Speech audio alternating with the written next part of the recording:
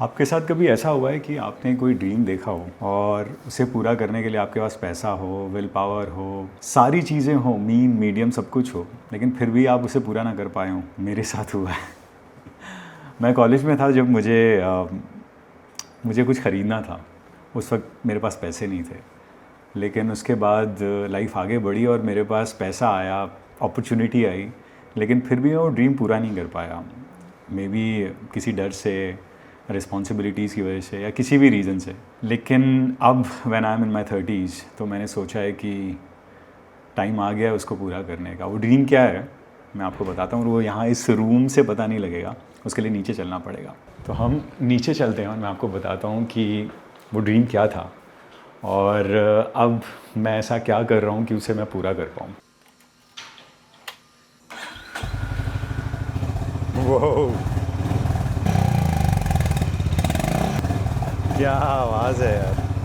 मुझे कॉलेज से मन था, फर्स्ट ईयर से, कि मेरे पास बाइक हो, लेकिन मेरे पेरेंट्स ने कभी मुझे अलाउ नहीं किया। ऑब्वियसली उनके जो कंसर्न थे वो भी वैलिड थे। उन्हें लगता था टू व्हीलर उतना सेफ़ है नहीं, तो मैंने कभी भी टू व्हीलर ओन नहीं किया। लेकिन मेरा हमेशा से मन था कि मैं टू व्हीलर कभी ख़रीदूँ, मतलब बाइक ख़रीदूँ, जो कभी उस वक्त हो नहीं पाया। तो अब मैंने सोचा है कि मैं बाइकिंग करूँगा, और इस बात को मैं बहुत पहले से सोच रहा था कि मैं कैसे कर पाऊँगा, क्योंकि मैंने अभी अपने फ्रेंड की बाइक चलाई है, वो भी ऑलमोस्ट 15-16 साल बाद। मतलब ऑलमोस्ट 15 साल बाद मैंने पहली बार बाइक को हाथ लगाया। लास्ट टाइम मैंने स्कूल में या फर्स्ट ईयर में मेरे ख्याल से बाइक थोड़ी सी चलाई थी, और जब वो बात घर पे पता चली तो मुझे बहुत बहुत बहुत बहुत डांट पड़ी। और उसके बाद मैंने प्रॉमिस किया कि मैं नहीं बाइक चलाऊँगा। लेकिन वो प्रॉमिस मैंने अब जाके तोड़ दिया।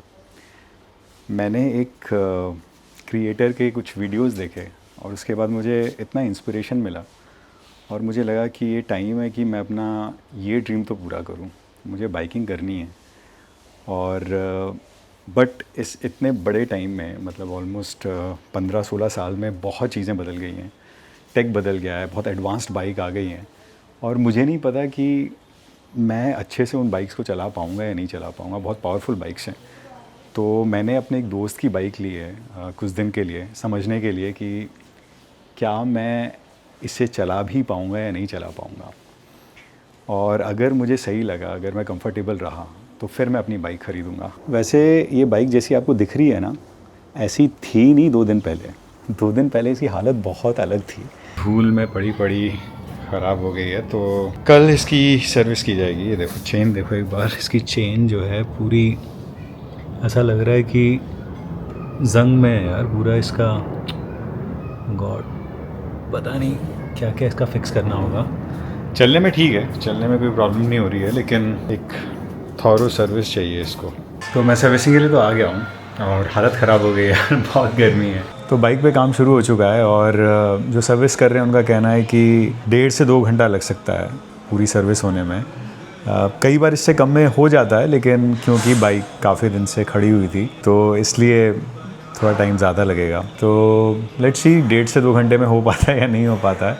साथ ही साथ उनका ये भी कहना है, वैसे कोई मेजर प्रॉब्लम लग नहीं रही है बाइक के अंदर, लेकिन अगर कोई चीज़ ऐसी है जो ख़राब हो गई है तो वो भी उसके बारे में बता देंगे। तो उन्होंने कहा सर आप यहीं रुक जाइए, कंफर्टेबल हमारा लाउंज है जो कि है, और जैसा होगा आप उसी वक्त आप देख लीजिएगा।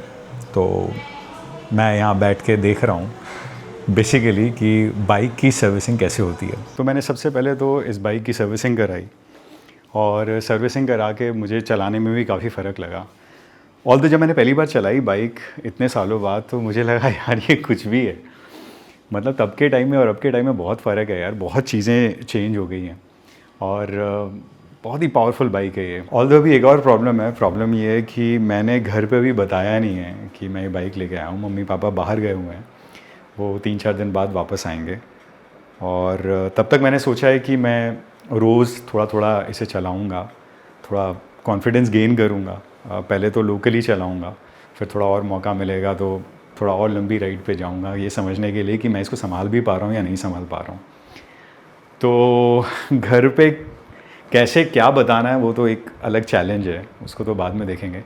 लेकिन सबसे पहले बाइक पे कंफर्टेबल होना ज़रूरी है। तो मैं आपको बताता हूँ मेरी पहली राइड कैसी रही।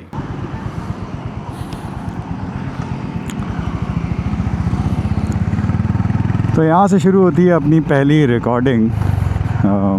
आई होप कि मैंने सारी चीज़ें सही ढंग से कनेक्ट की हैं और इसमें जो भी कैप्चर हो रहा होगा वो सही हो रहा होगा होपफुली। मैंने सोचा ये कि बहुत ज़्यादा लंबी राइड नहीं, यहाँ से मेरे घर से लेकर परी चौक तक या ग्रेटर नोएडा के किसी एक एग्ज़िट से मैं निकल जाऊँगा। I am all set to go. अभी मैं क्रॉस कर रहा हूँ ये रास्ता, वैसे वो रास्ता है जो मैं रोज़ अपने मैचेस के लिए लेता हूँ जब मैं क्रिकेट खेलता हूँ। तो एग्जैक्टली मैं उसी रास्ते पे हूँ। थोड़ा अजीब लग रहा है क्योंकि यूजुअली ये रास्ता मैं गाड़ी से तय करता हूँ एसी के साथ, आराम से कुछ सैंडविच खाते हुए या कोई ड्रिंक पीते हुए ठंडा ठंडा।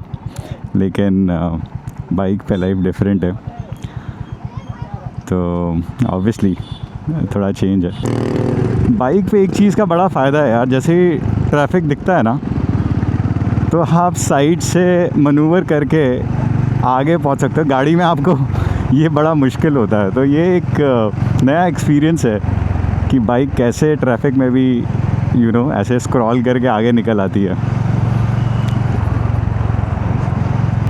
मुझे थोड़ी थोड़ी बाइक की आदत हो रही है, वो मुझे अच्छा लग रहा है कि कैसे मुझे एग्जैक्टली अपनी राइड का ध्यान देना है। और मेजरली जो फ़र्क है टू व्हीलर और फोर व्हीलर का, एंगल्स को निकालने में, ट्रैफिक में आपको कैसे निकलना है, कैसे मनूवर करना है, वो मैं धीरे धीरे समझ रहा हूँ अभी।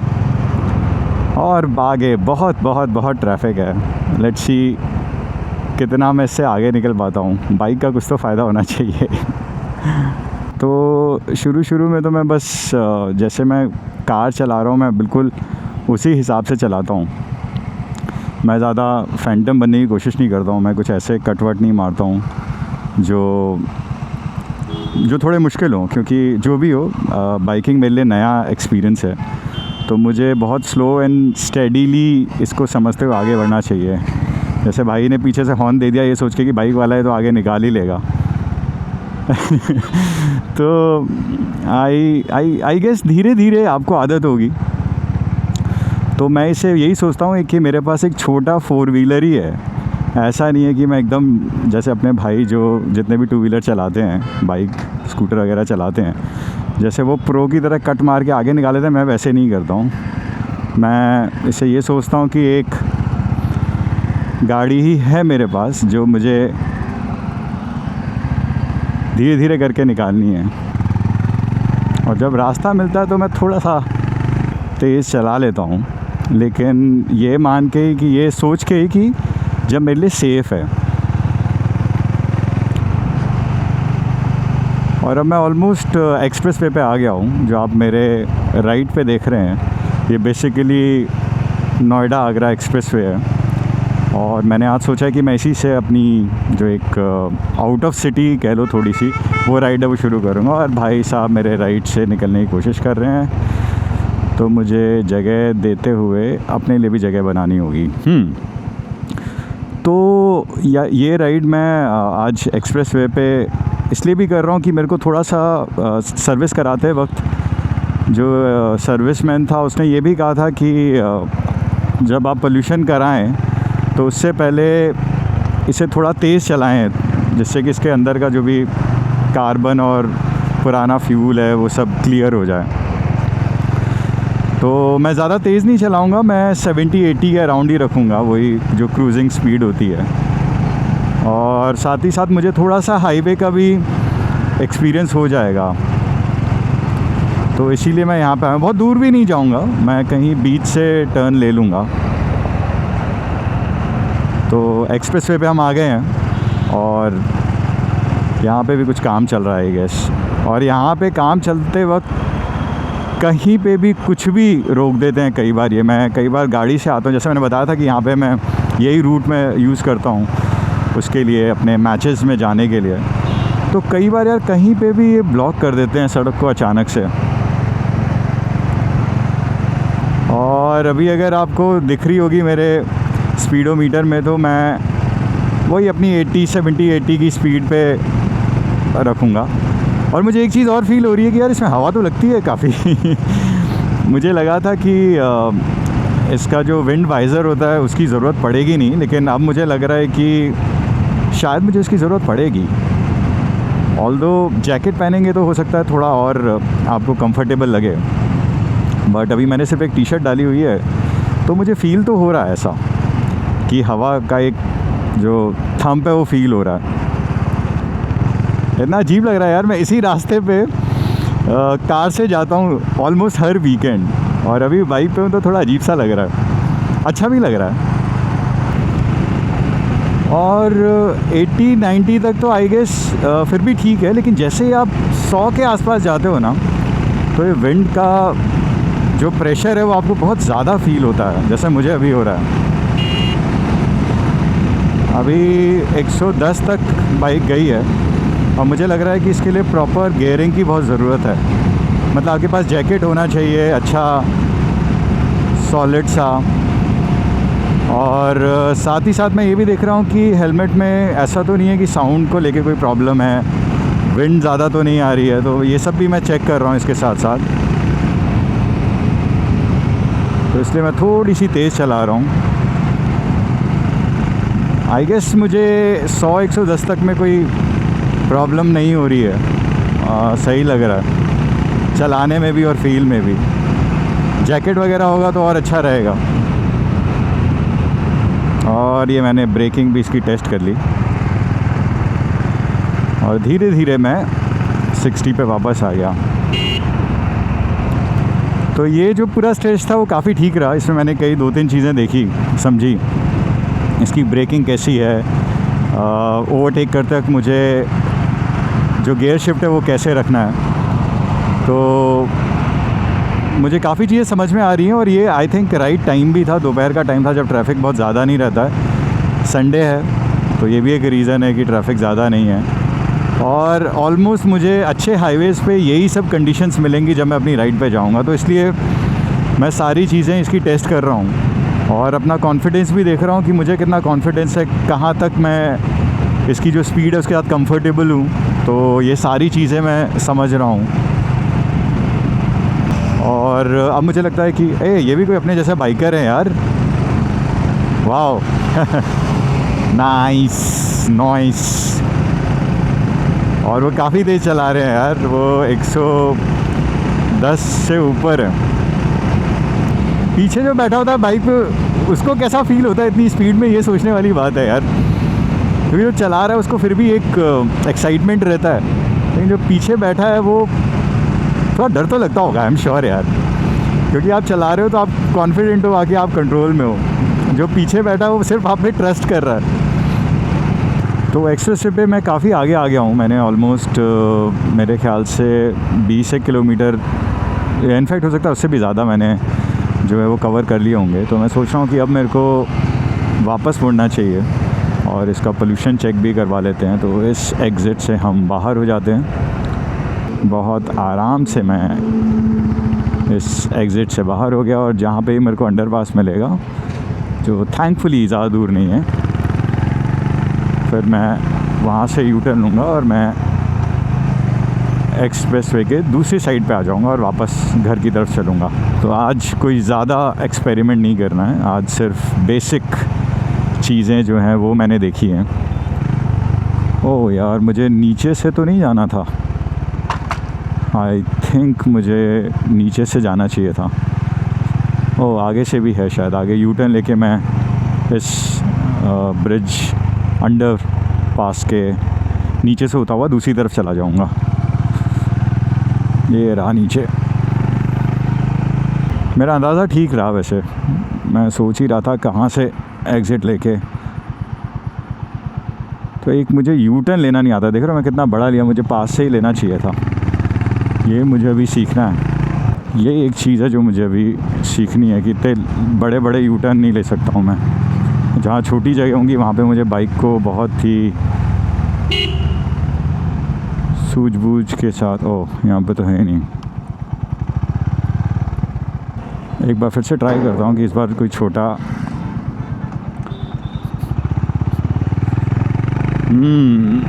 इसकी टेक्निक सीखनी पड़ेगी।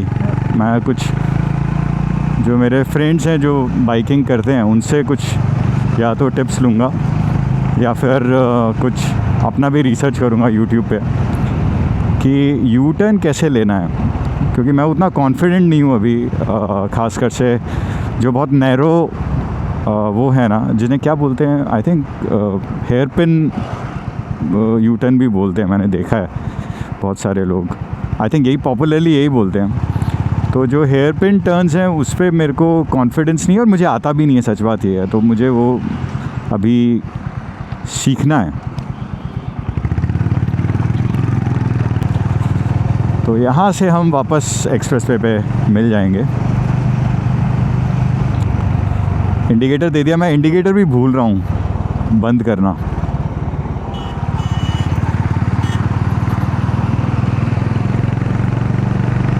तो आ गए हम वापस एक्सप्रेस वे पे।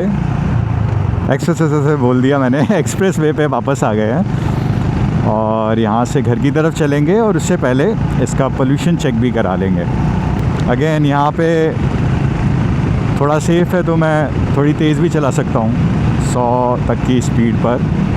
लेकिन यार 100 पे इसमें बहुत एयर फील होती है, बहुत प्रेशर फील हो रहा है मेरे को। आई डोंट नो ये जैकेट से चला जाएगा या इसके लिए अच्छा विंड वाइज़र जो है वो लेना पड़ेगा। मतलब वो तो मैं लूँगा ही, वो तो लेना ही है, लेकिन जैकेट से कितना फ़र्क पड़ेगा वो भी नेक्स्ट टाइम तब जैकेट से राइड करेंगे तो वो बताऊँगा। बढ़िया धूप निकल रही है यार, बहुत ही बढ़िया। मतलब धूप है लेकिन मुझे उतनी गर्मी नहीं लग रही है। थैंकफुली मौसम थोड़ा ठीक है।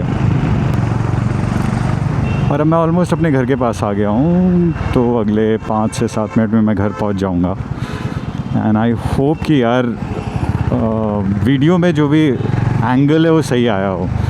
ऑल्दो मैं ये समझ गया हूँ कि वो उतना सही नहीं होगा, ऐसा मुझे लग रहा है, ऑलरेडी मुझे लग रहा है। इसलिए मैंने एक अलग से इसका एक माउंट है वो मंगा लिया है, क्योंकि मैंने दोपहर को देखा था एक बार करके बाइक पे बैठ के हेलमेट पहनने के बाद, और मुझे समझ में आता है it's not the right angle, जो मेरे को चाहिए वो नहीं है वो।